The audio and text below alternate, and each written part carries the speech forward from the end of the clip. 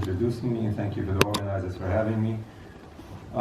This movie is really shocking. It's really important. It's really strong and powerful. It's the first time I see it.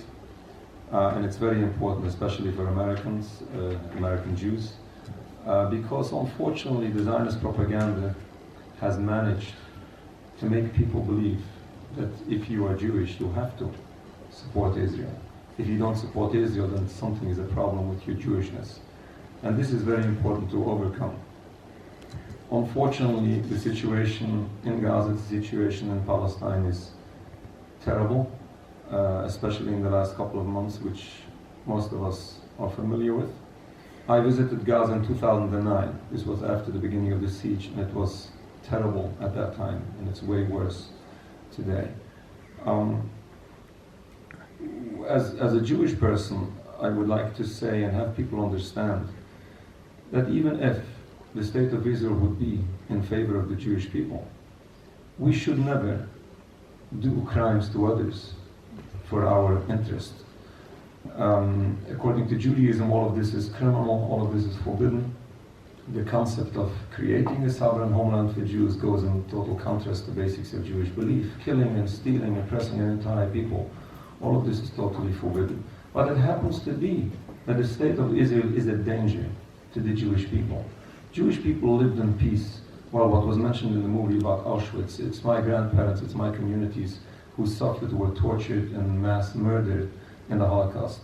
But it happened to be that Palestine and many other Muslim countries was a beautiful place for the Jewish people, and all of this was destroyed because of the occupation of Palestine.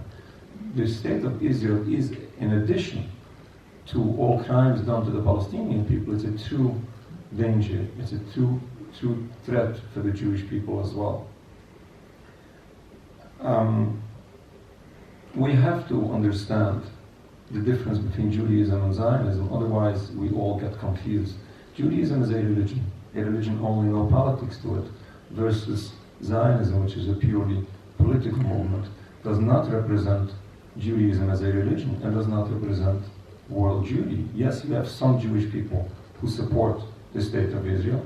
Sadly, you might find a majority of Jewish people supporting the state of Israel, but it doesn't make it a Jewish concept, and it doesn't make it an entire Jewish community. We have masses of Jewish people here in the United States, the world over, and in occupied Palestine, who oppose all what is taking place.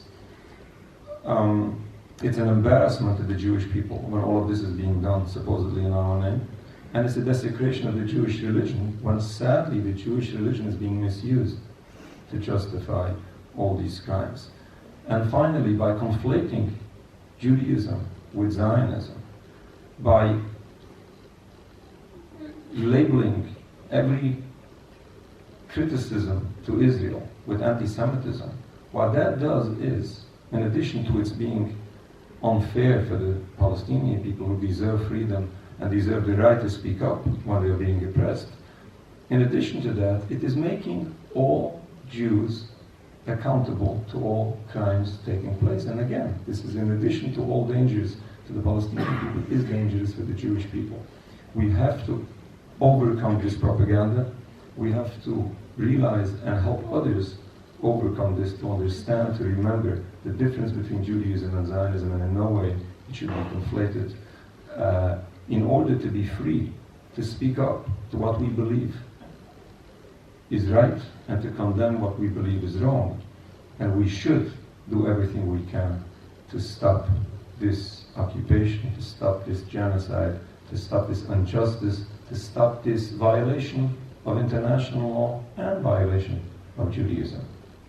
Thank you very much.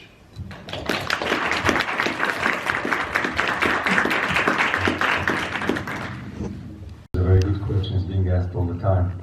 I was asked during a demonstration a couple of weeks ago, a journalist approached me, what do I say about the Jewish students on college campuses in the United States who claim that they are scared? And you are in university, you tell me if I'm right. I don't see any threat to Jewish people, even to Zionists. Maybe Zionist people would be uncomfortable. by listening or facing opposition, which, this is the price being paid for one's position. But even that, what I say is, if you insist to raise the Israeli flag and to identify with Israel, then I'm not happy about it, but unfortunately there is a price to pay for it. People will be upset with you. It's your choice. I choose otherwise. I disassociate myself from the crimes. Nobody hates me. Everybody loves me.